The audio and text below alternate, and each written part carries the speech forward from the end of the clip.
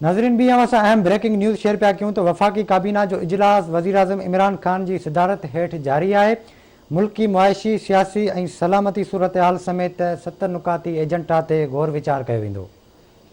अहम ख़बर है वाक़े अपडेट कंदा हलूं तो वफ़ाक़ी काबीना जो इजलास वज़ीर आज़म इमरान ख़ान जी सदारत हेठि जारी है। मुल्की मुआशी सियासी ऐं सलामती सूरत हाल समेत 7 नुकाती एजेंडा ते गौर वीचार कयो पियो वञे।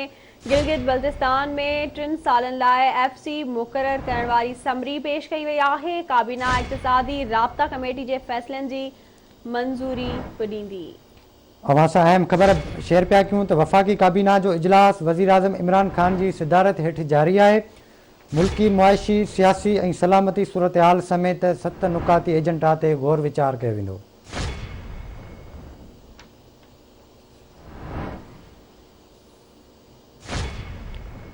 अहम ख़बर है वाक़े अपडेट कंदा हलूं। वफ़ाक़ी काबीना जो इजलास वज़ीर आज़म इमरान ख़ान जी सदारत हेठि जारी है।